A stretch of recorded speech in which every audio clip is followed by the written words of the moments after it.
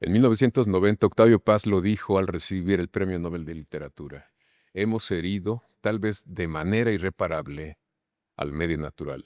Nuestro frenesí por producir ha deteriorado al medio ambiente.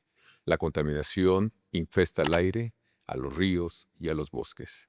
Ese mismo año también, un grupo de personas comprometidas con la conservación fundó Naturalia, una asociación civil para la conservación de especies silvestres con el fin de desarrollar proyectos para la protección y conservación de ecosistemas y especies silvestres en México.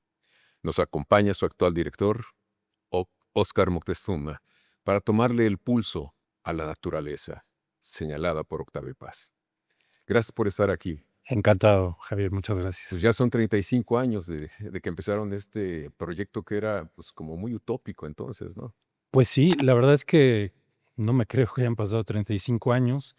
Hay cosas que hemos logrado en 35 años, pero en general, digamos que la causa que tratamos de atender sigue siendo una crisis ¿Ok? y es importante pues estar conscientes para atenderla, ¿no?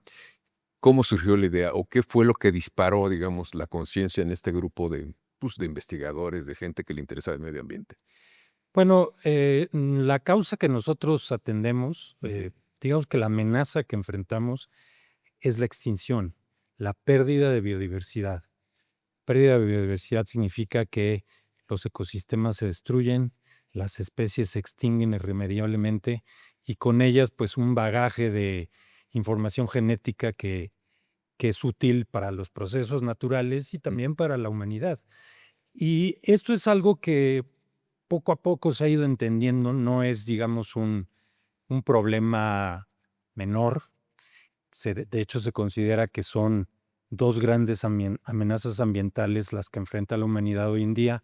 Uno es el consabido cambio climático, que creo que la mayoría de la gente ya entiende un poco más. Ya padecemos el tema del clima, ha habido mucha atención gubernamental, ha habido acuerdos, recursos, etcétera, porque ciertamente hemos cambiado el clima, estamos aumentando la temperatura de la atmósfera y eso pues puede traer consecuencias catastróficas para la vida en el planeta.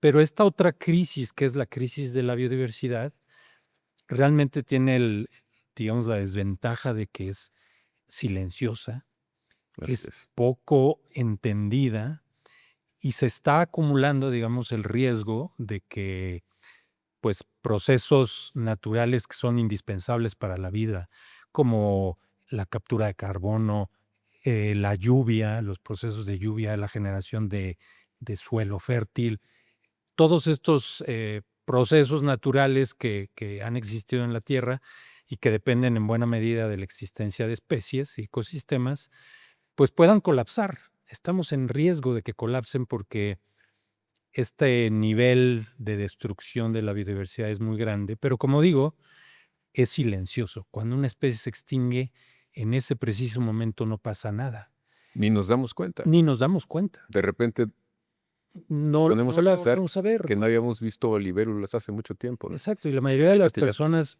ni siquiera se enteran, ¿no? así Si es. acaso los especialistas, los que estamos metidos un poco en el tema, pero realmente analizando, digamos, la información que tenemos hoy en día, que incluso Ujú. pues es mucho más amplia que que la que existía hace 35 años, podemos entender mejor la gravedad de esta crisis. Para dar un ejemplo, bueno, se sabe que porque la extinción ha sido un fenómeno natural en el pasado de la Tierra, ¿no? O sea, las especies se extinguen de manera natural, a veces por eventos catastróficos, Así es. por circunstancias naturales donde nada tiene que ver, pero incluso esas extinciones son un motor para la evolución.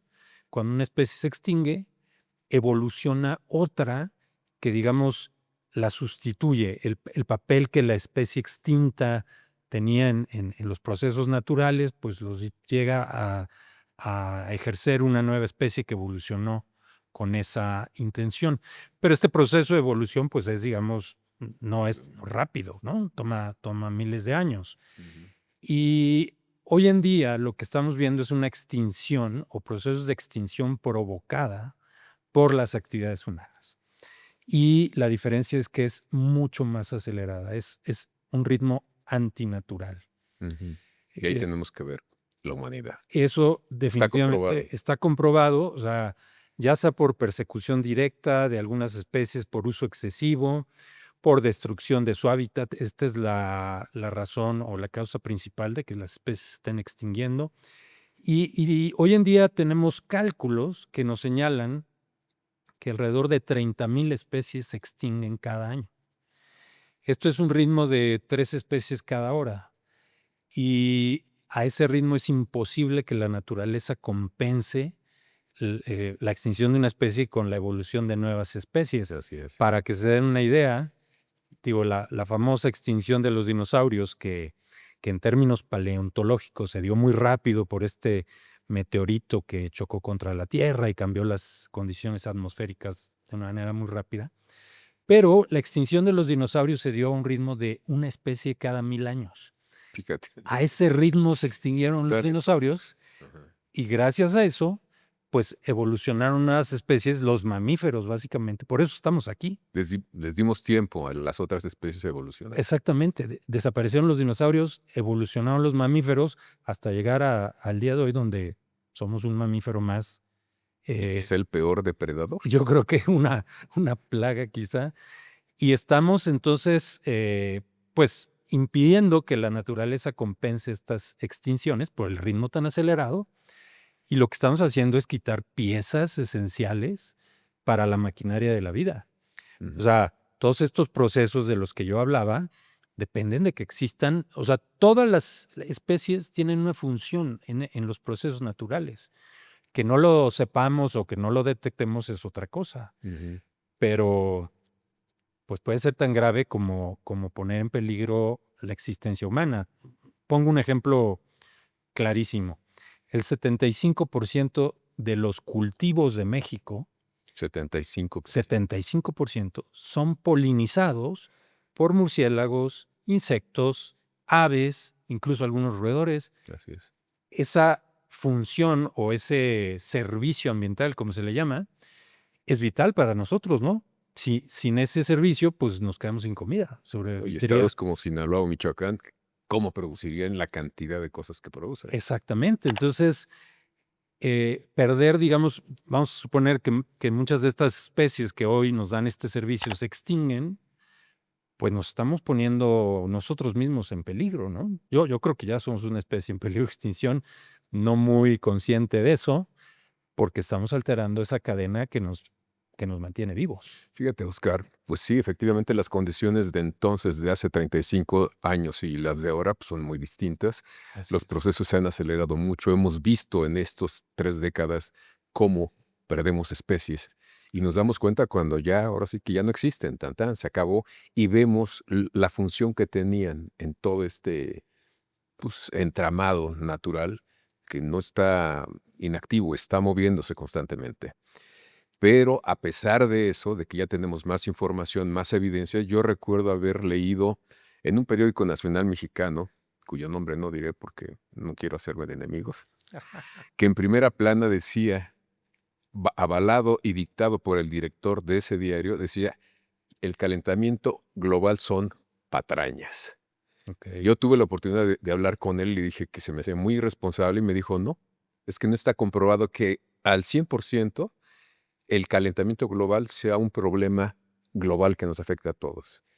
Entonces, como que me quiso desarmar de esa manera y yo se me ocurrió una locura. Le dije, si tú tuvieras la certeza, el 15% de datos duros que te dijeran que si te subes al próximo avión que vas a utilizar, se cae, ¿te subirías? Y me dijo, no estoy pendejo para nada. Claro. Y le digo, tú con el 15% no te quieres arriesgar y me estás diciendo que no está comprobado al 100% que es un peligro el calentamiento global. Se me hace muy responsable. Totalmente. Se lo dije, pero eso fue en el 2016, yo creo. Pero ahora hay personajes que tienen gran influencia, como Donald Trump, Sí, que dicen que también el calentamiento global es una invención woke. así es. ¿Qué se puede hacer o cómo debemos hacerle? Porque tenemos que lidiar con eso. Desgraciadamente, bueno, el principal enemigo a vencer es la ignorancia. en todos los niveles, pero también está el tema, tú lo mencionas, de la ambición, ¿no? De esta ambición desmedida que todo lo traduce en, no sé, dinero, recursos, Una producción loca. producción interminable, enriquecimiento, etcétera. Todo esto son, pues digamos, los motores de estos problemas ambientales, y existe muchísima información y muchísima evidencia científica comprobada de que estamos hablando de hechos, de que estamos, Ujú. digo, No es una hipótesis, son no son datos que ya hipótesis, están ¿no? O ocurriendo. sea, son cosas que afortunadamente se han podido investigar a profundidad, y entonces tenemos muchísimos elementos como para, o deberíamos de sentarnos a reflexionar y decir, esto es importante, ¿no? Hay muchos ejemplos. Pongo otro caso que creo que es muy ilustrativo. La gente tiende a juzgar a las especies por su aspecto. Bueno, los murciélagos. Los Y son murciélagos polinizadores, ¿no estás son diciendo? polinizadores. Mira, la mayoría de los murciélagos son insectívoros. En México tenemos más de 100 especies de murciélagos de diferentes hábitos alimenticios, pero la mayoría son insectívoros. Los murciélagos insectívoros suelen reunirse en grandes grupos Ujú. y digamos, hay colonias de más de 1 millón de individuos, Wow. varias Ajá. a lo largo del país. Hay una colonia de 6 millones, otra de 10, y hay varias de más de 1 millón de ejemplares. Se ha estimado que cada noche una colonia de 1 millón de murciélagos insectívoros se come el equivalente a 3 toneladas de insectos. De esos que se comen a nuestras hortalizas y todo eso. Exactamente. O sea, ¿tú te imaginas 3 toneladas de insectos? Yo creo que es este salón lleno de insectos. Ujú. Y eso comen cada noche. ¿Qué pasaría Si no lo si no hubiera murciélagos y estas grandes colonias acabando con los insectos o controlándolos, digamos? Ujú. Ya no tendríamos comida. Además, esos insectos estarían invadiendo todo, Mm. transmitiéndonos enfermedades, haciendo imposible nuestra vida. Entonces, estamos hablando de un tipo de animal, los murciélagos, ¿no? Y entonces, ahí nos queda clarísimo, y esto está documentado, y está súper estudiado. O sea, tenemos miles de ejemplos de que, pues, el aspecto no es lo que nos debería de mover a proteger o no a una especie, Digamos que su sino aspecto los hace muy funcionales para esas tareas, exactamente, ¿no? O sea, que además dices que polinizan. otros polinizan, otros dispersan semillas y con eso permiten la regeneración de los bosques, Deberíamos etcétera. ponerles un pequeño altar a los La murciélagos. verdad es que hay muchas especies que son clave y que su función, o sea, está estigmatizada, está deformada porque por su aspecto, por las leyendas, por los mitos. Ujú. Yo creo que los murciélagos y quizá los lobos son las especies que más estigmatizadas están en el planeta. Pues Inglaterra tuvo una política para extinguir todos los lobos en Inglaterra. Bueno, en México pasó lo mismo y déjame decirte que esa fue la razón por la que surgió Naturalia, porque Ok. el lobo mexicano es, digamos, una raza del lobo gris, del mismo que habita en Siberia, en Canadá, en Europa, y es la raza más pequeña de Norteamérica y estaba adaptada, digamos, a nuestro territorio. Pero cuando llegan los españoles con ganado, ganado que no existía en México, en América, y los lobos en España, pues también fueron perseguidos o siguen siendo perseguidos. Empezamos a alterar el ecosistema natural en nuestro territorio. Empiezan el ganado a competir con con las especies nativas. Empezamos a cazarlas y a destruir su hábitat. La consecuencia inevitable era que pues, iba a haber algunos ataques de lobos a becerros, ovejas, etcétera. Primero porque invade su zona donde estaban ellos. Y Exactamente, después ¿no? no hay comida tampoco. Y si a eso le agregas que, bueno, pues los hombres lobo, todos estos mitos, esta carga, digamos, ancestral que tiene esta especie, desató una guerra en contra de los lobos. Y a los lobos se les persiguió de todas las maneras. Había trampas, había armas de fuego, venenos, etcétera.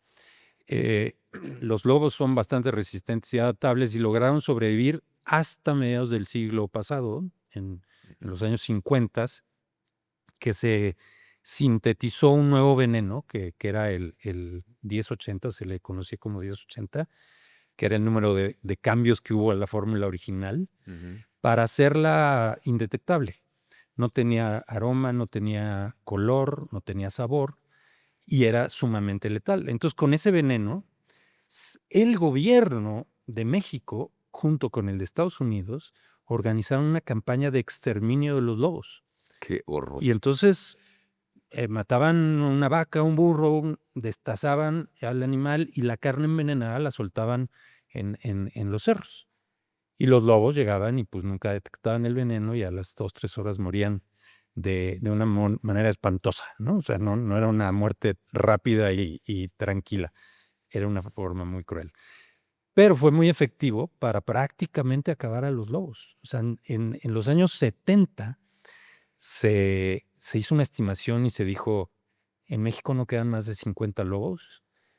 Los Y 70. además, digo, hay 2 acá en un cerro en Durango, hay 3 en Zacatecas, hay 3 en Sonora. O sea, ni siquiera era que estuviera un grupo, ¿no? Estaban irremediablemente condenados a la extinción. Y afortunadamente, un grupo de conservación en Estados Unidos presionó a su gobierno Ujú. para que incluyeran al lobo mexicano como una especie en peligro en lo que ellos tienen, le llaman el Acta de Especies en Peligro, que es como una ley, Ujú. que una vez que incluyes una especie ahí, el gobierno, en este caso norteamericano, está obligado a hacer un proyecto de recuperación de esa especie. Y los americanos no podían recuperar al lobo mexicano porque allá ya se había extinguido. Solamente quedaban esos 50 lobos dispersos en las montañas de Que México. además no conocían de fronteras ni nada. No, Sube, exacto. claro. Sí, podían pasar a Arizona, Nuevo México, etcétera. Entonces, gracias a esa situación, el gobierno de Estados Unidos obtuvo permiso del gobierno de México para capturar algunos de esos últimos lobos que había en México y llevárselos al cautiverio, tratar de iniciar un programa de reproducción. A partir de ese programa, empezaron a repoblar las sierras y los bosques del sur de Estados Unidos con lobos mexicanos. Ujú. En México terminó por desaparecer el lobo Qué, mexicano, qué ¿no? locura me estás diciendo. Una locura, pero fíjate que justo lo que decías, algunos que teníamos como un nivel de conciencia, información, Ujú. dijimos, este es un caso rarísimo, único, en el que una especie que prácticamente está extinta, quizá podríamos regresarla de la extinción. De hecho, se clasificaba como especie virtualmente extinta, porque en el campo ya no había, aunque quedaban 3 o 4 en cautiverio, ¿no? Ujú. A partir de esta situación fue que nosotros, un grupo de biólogos, investigadores, conservacionistas, empezamos a organizarnos para, a su vez, tratar de presionar al gobierno de México de que también iniciara un proyecto aquí en México, ¿no? Empezábamos a reproducir lobos, Y a pedirles lobos ahora a a pedirle a Estados Estados Unidos. Unidos que nos regresara Increíble. algunos de los lobos que se había llevado, para que también nosotros pudiéramos regresar al lobo a que retomara su función en los bosques, Ajá. lejos de estigmatizaciones y de falsas creencias y demás. Y bueno, así nació Naturalia, ¿no? ¿Con cuántos ejemplares empezaron? Bueno, cuando empezó todo este programa, eran 6 lobos, 6 lobos. 6 lobos. Importados de Estados Unidos. Eran 3 Ya. parejas, ¿no? Ok. Que llegaron, 2 estuvieron en Chapultepec, 2 en San Juan de Aragón y 2 más en el zoológico de Hermosillo. Además, en unas condiciones espantosas, supongo, en los zoológicos. Sí, los lobos de Hermosillo se murieron, de deshidratación, no los cuidaron bien. Que Los de Aragón también se murieron. Bueno, toda esta cosa se trataba de presionar al gobierno y a las instalaciones que había para que se hicieran bien las cosas, ¿no? claro.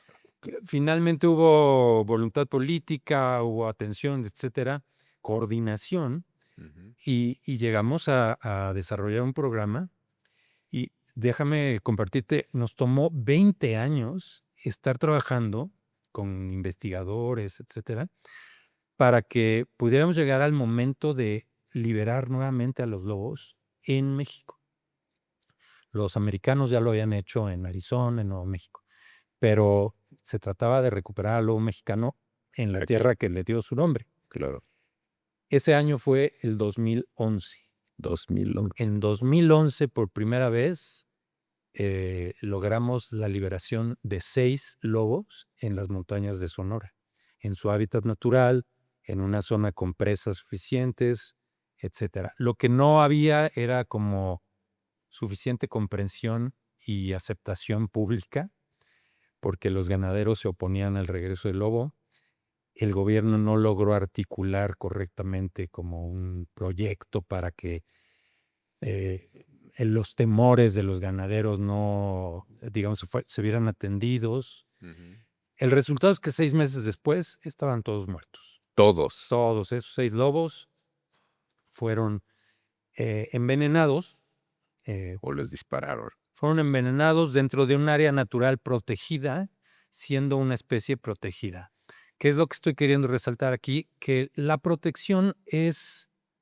Entre comillas. Entre comillas. Depende mucho de que uno la quiera llevar a cabo. Exactamente. O sea, al final no hubo nadie perseguido, castigado, etcétera, por haber matado a una especie protegida, por un programa de gobierno. Y bueno, es triste porque en realidad eso te demuestra, digamos, el escenario adverso en el que se da la conservación y el trabajo que estamos llevando a cabo. Es brutal, ¿eh? Terrible. Pues, Terrible. ¿dudaron como grupo de continuar con la tarea o Créeme que fue un... tenían todo para decir, no, pues ya vámonos aquí? Yo realmente caí en depresión, ¿no? O sea, 20 años dedicados, una oportunidad que pues, como decía yo, es muy raro, porque cuando una especie se extingue, no hay forma de que Ya no hay. hagas nada para regresarla. Digo, ahí se están jugando a traer de regreso al mamut lanudo y otras especies, pero la realidad es que, pues no se puede, ¿no? Entonces, aquí teníamos una oportunidad muy rara, casi única, y hasta la fecha no la hemos aprovechado bien, ¿no? Hay lobos mexicanos vivos. Finalmente Naturalia decidió retirarse de este programa porque pues resultó muy frustrante, invertimos mucho dinero, muchas horas, muchos años, y el resultado pues no fue el que esperábamos. Pues qué historia de horror, Óscar Moctezuma. Después de 20 años de haber recuperado a 6 lobos, de haberlos, digamos, preparado, liberarlos, los matamos en México. No pasó nada, no castigaron a nadie. La impunidad, que es una plaga que también, pues ahora sí que alcanza todos los estratos y niveles en México, hizo lo suyo, ¿no? Así es. ¿Qué hicieron después? ¿Por qué no Bueno, claudicaron o por qué decidieron seguir?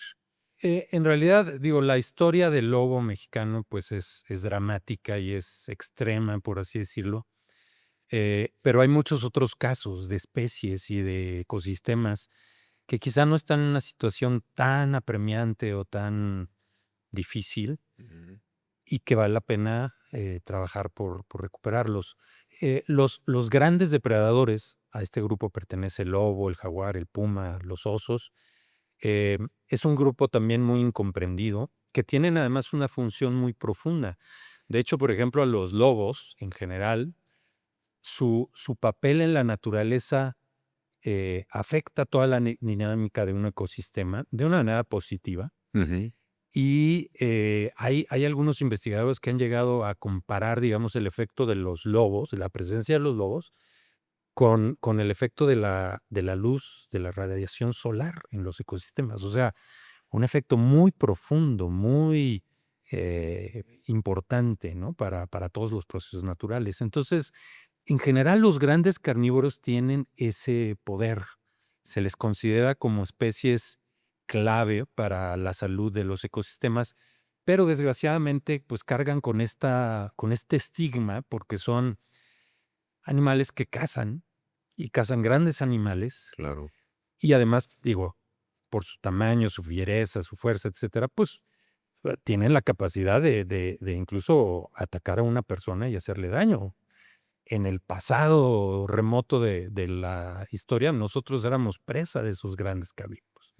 Y seguramente nuestra memoria ancestral pues, se quedó un poco esa percepción, ¿no? De que estos son animales peligrosos, dañinos, etcétera. Pero qué interesante lo que estás diciendo, porque finalmente yo pienso, el lobo, digamos, una de sus consecuencias o sus desarrollos es o de sus descendientes es el perro que tenemos en la casa. Correcto. Vienen de ahí. Correcto. Ellos nos ayudaron hace 35 millones a cruzar el estrecho de Bering, nos ayudaron a combatir otras fieras que querían comerse a los primeros pobladores de América, estuvieron con nosotros y a mí me ha conmovido ver, por ejemplo, en trabajos arqueológicos en donde recuperan algunas partes del suelo de las cavernas, en donde se ve la huella del lobo, que es inmensa, y un pie pequeño, que puede ser un hombre o puede ser un niño. Digamos que convivieron mucho tiempo juntos y después les dimos la espalda. Es irónico, o sea, el mejor amigo del hombre es un lobo domesticado. El perro es un lobo domesticado, la primera especie que el ser humano domesticó Así es. hace más de 30,000 años. Y nosotros somos el peor enemigo del lobo, ¿no? Entonces, Y ya domesticado también, hay que decir. y de muchos perros, sí, por supuesto. La verdad es que toda esta parte, pues yo lo decía, ¿no? La ignorancia, los estigmas que han hecho que no entendamos el papel de estos grandes carnívoros. Pero ya hay otros casos que no son tan apremiantes como el del lobo. Ahora estamos trabajando por conservar al que ahora es el mamífero grande más, carnívoro más amenazado de México, que es el jaguar. Y que además, digo, tiene una carga cultural Y muy digamos grande. positiva, o sea, Claro, forma parte de esa especie de lugar en el alto cielo prehispánico muy así importante, es. ¿no? Exacto. Entonces, el jaguar también está en peligro de extinción. Se considera que ha desaparecido de la mitad del territorio que tenía a principios del siglo pasado. Ujú. Su población es un 20% de lo que tenía entonces. Y en general lo que tenemos son poblaciones, pues en muchos casos aisladas, que están pues enfrentando cacería ilegal, destrucción de su hábitat, incluso comercio, hay comercio de pieles, de colmillos, de garras y hasta de cachorros para tenerlos como mascotas, ¿no? Entonces, el jaguar, bueno, está en peligro, todavía existe como especie silvestre y estamos tratando de ayudar a preservar a esta especie. ¿Y qué se puede hacer, digamos, porque es esfuerzo de muchas partes, ¿no? La sociedad civil, que son ustedes, pero también deben ser poblaciones e instituciones. Sí, es efectivamente un esfuerzo coordinado. Por un lado necesitamos, yo hablaba de estas dos amenazas grandes, que es el cambio climático y la pérdida de la biodiversidad. En general, digamos, la solución para ambas amenazas, ambos problemas es la misma. Se sabe que si lográramos preservar por lo menos el 30% de la superficie de los continentes en forma silvestre e interconectada, estaríamos dando la oportunidad, por un lado, de tener una captura de carbono adecuada para todas, Claro. digamos, compensar todas estas emisiones excesivas de nuestra industria, del transporte, etcétera. Y por otro lado, estaríamos permitiendo que todos estos procesos naturales continúen, que continúe la evolución, etcétera. Entonces, esa es la estrategia, ¿no? O sea, vamos a lograr que el 30% de nuestro territorio esté protegido en forma silvestre. Casi no existen naciones que tengan ese porcentaje de tierras protegidas. En México es el 13%. 13%. Y, O sea que y estamos en déficit estamos en real. déficit, pero además esos son los números, ¿no? O sea, la realidad es que también existen muchos de los llamados parques de papel. O sea, están decretados, hay un decreto, pero tú vas al terreno y hay invasiones, hay tala ilegal, hay cacería, bla, bla, bla, contaminación. Entonces, Ok. ¿Qué casos son, no? son muchos, Son muchos. muchos. O sea, la verdad es que, digo, no he visto un análisis así que diga del 100% de las áreas protegidas, el 70% está deteriorado. No lo sé, pero sí son muchos. Entonces, lo que necesitamos es llegar a un 30, pero bien protegido. Y como dices, o sea, realmente necesitamos, o sea, es una labor multisectorial. O sea, necesitamos al gobierno, necesitamos a los poseedores de la tierra, ya sean propietarios privados, ejidos, comunidades. Necesitamos a la sociedad en general, a la academia, a los grupos como Naturalia, y juntos tenemos que vencer, por un lado, la ignorancia. Tenemos que encontrar formas, digamos, de convivir con la naturaleza y de utilizarla incluso, pero que no sea destruyéndola. Y tenemos que incorporar la ética de decir, oye, el jaguar, el lobo, todas estas especies que están en peligro existían aquí mucho antes de que llegaran los seres humanos, ¿no? O Pues, sea, y son tan mexicanos como nosotros, ¿no? O sea, digamos que son especies originarias para hablar originarias, con ¿no? los términos de hoy. ¿Por qué no van a tener un espacio en este territorio? Entonces, obviamente estamos hablando de un trabajo de muchos años. Naturalia tiene 35 años, pero nos faltan muchos más, ¿no? ¿Qué se tendría que hacer? Bueno, por un lado Entrarle necesitamos, en la educación, digamos, a la educación básica. sí, necesitamos educar a todo el mundo para que entiendan. A nosotros nos cuestionan. Mucha gente no entiende, oye, ¿por qué me pides que te ayude a salvar al jaguar cuando hay tantos niños muriéndose de hambre? De lo que más. Sí. ¿No? O sea, forma parte de digamos, variedad de necesidades de la humanidad. Y yo necesito al jaguar en las selvas donde habita para que esos niños también tengan agua, tengan aire, etcétera, etcétera. No es nada más una cuestión de atención a esos sectores y a todo lo demás. Y entonces, por un lado, necesitamos educar a la gente.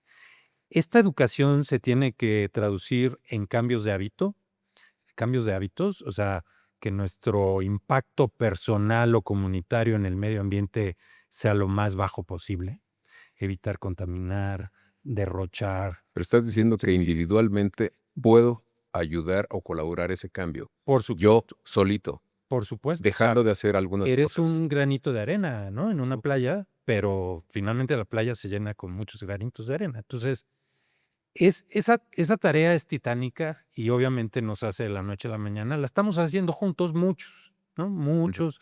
Por eso estoy aquí, ¿no? Y por eso publicamos una revista y por eso damos pláticas. Por eso existe Greta Thunberg con otros chavos muy jóvenes que están Exactamente, diciendo el exactamente. futuro que nos están heredando es fatal. Por eso estuvo Jane Goodall toda su vida recorriendo el planeta con Así su es. mensaje. En fin, realmente es una labor pues, que nunca se va a acabar. Y al mismo tiempo tenemos que presionar, porque, por ejemplo, nuestra labor, Ujú. nosotros creamos la primer reserva para protección del jaguar en México. ¿En dónde está? Está en Sonora. Cuando tú piensas en jaguares, Estás pensando en el piensas en sur, Chiapas o en Chiapas, Oaxaca, en la selva. Bueno, cierto. la población más norteña de jaguares que hay en el continente americano vive en el desierto de Sonora, ni siquiera en la selva, en el desierto. Jaguares. De manera natural, ¿eh? O sea, nadie se los llevó ahí. Ahí viven desde hace miles de años. En Sonora les dicen tigres a los jaguares. Entonces yo digo que esos son los verdaderos tigres del norte, ¿no? Exacto.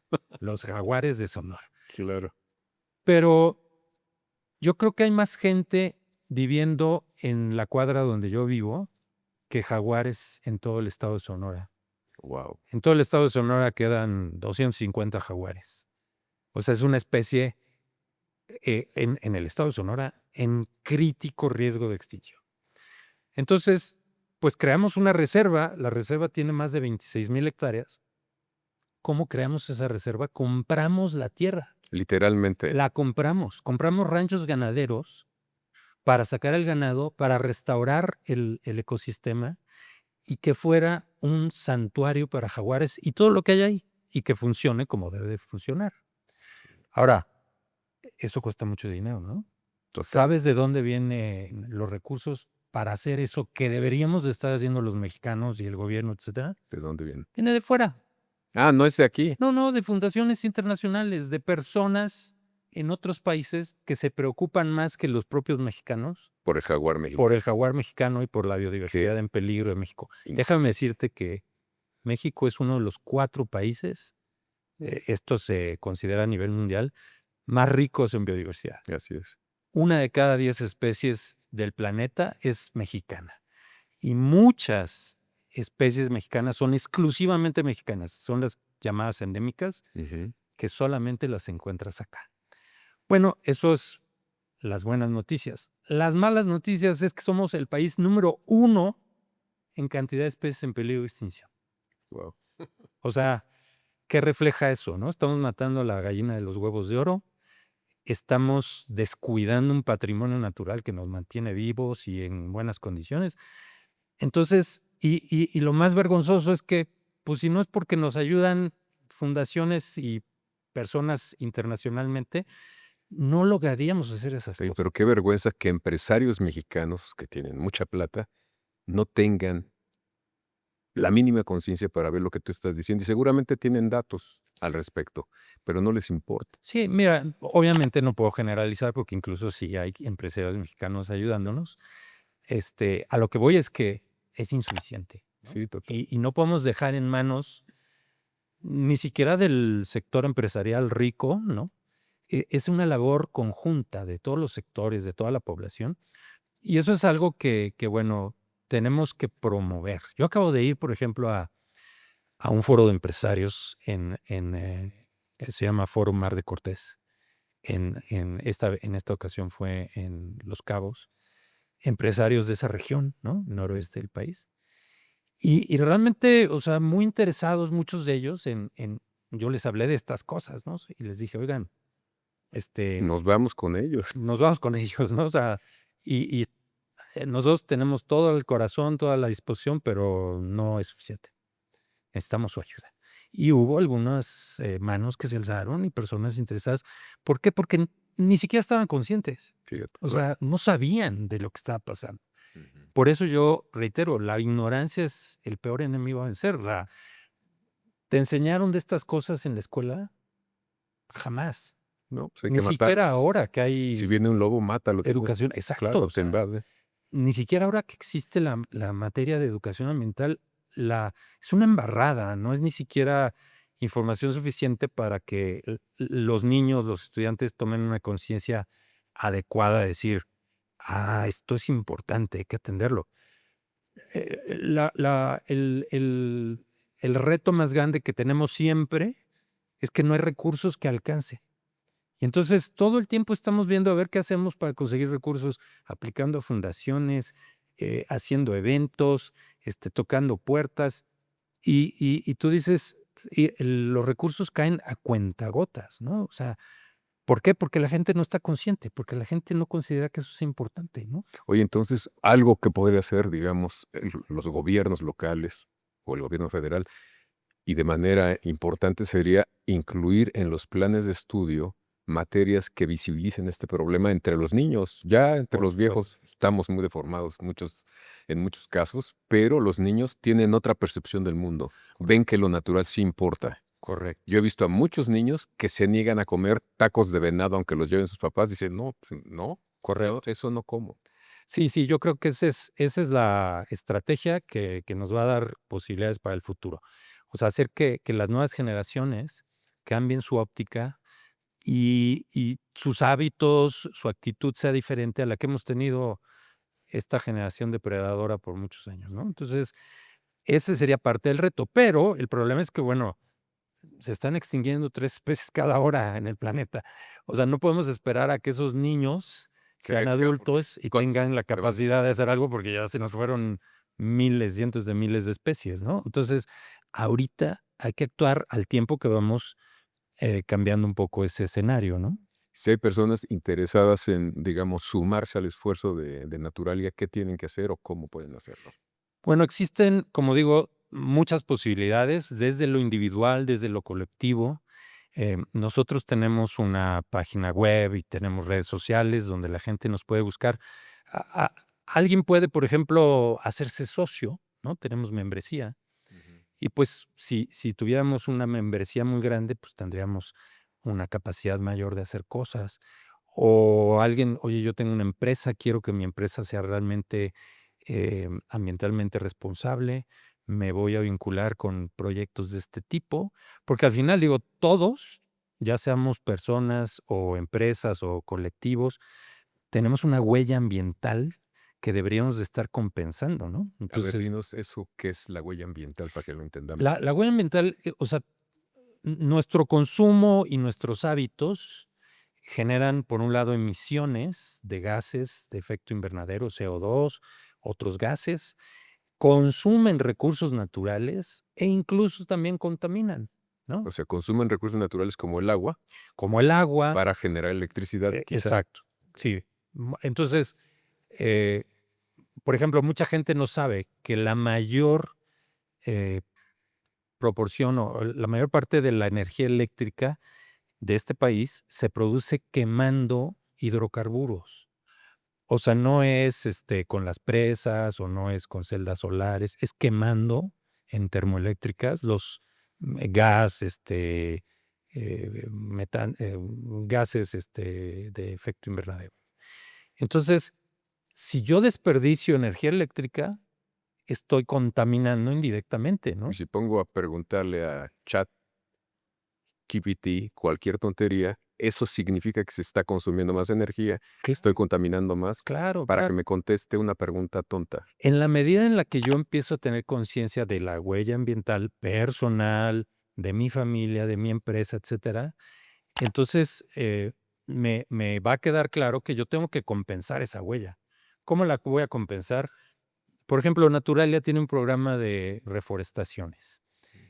Los árboles, la tecnología más adecuada para combatir el cambio climático sería llenar de árboles el planeta. Oye, pero ha habido muchos planes que yo me acuerde de reforestar grandes extensiones. ¿Qué pasa? Pues que no se hace bien, la verdad. Pues nomás ponen la semilla y si crece bien y si no, No tiene mucho chiste, pero hay que hacerlo bien. Tienes que seleccionar, número 1, la especie adecuada al lugar donde vas a reforestar. Número 2, tiene que ser en la época correcta, claro, que es la época de lluvias. que no es la época de mi programa político, ¿verdad? Que es el momento de la Exactamente. foto para mí.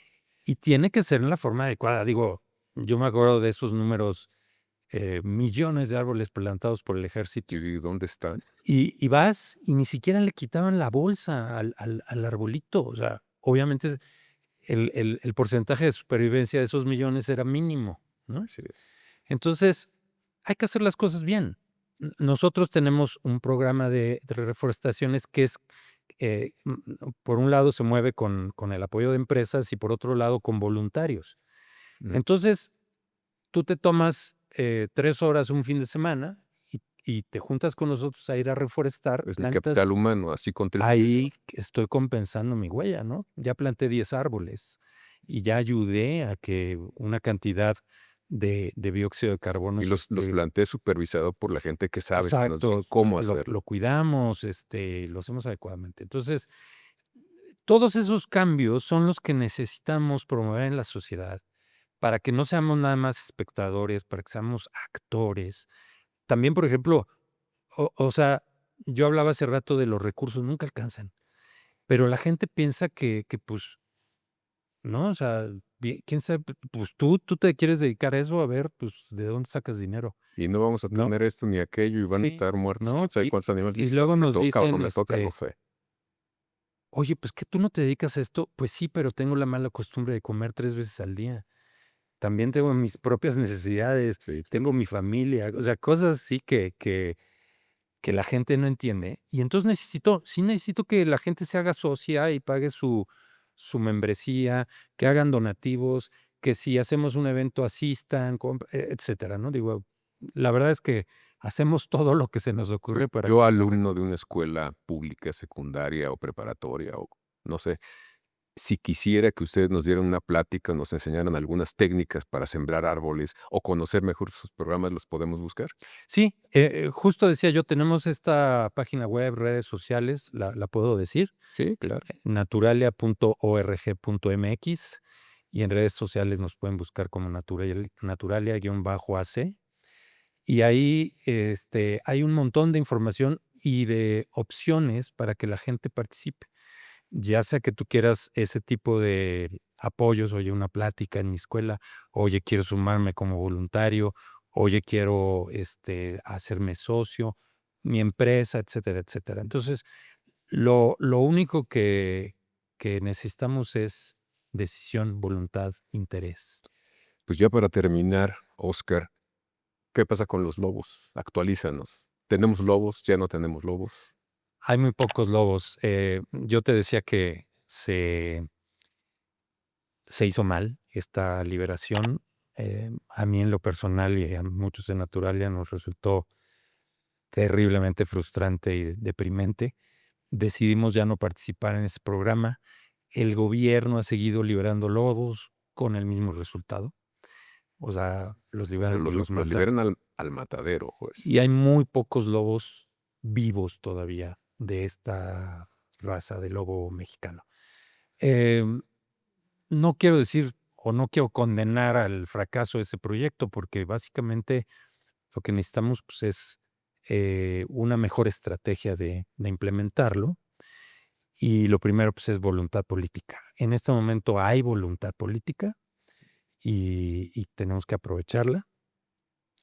No hay suficientes recursos, pero bueno, quizá haya forma de conseguirlos. Pero no, la verdad es que imagínate, invertimos 20 años que no tuvieron un resultado positivo.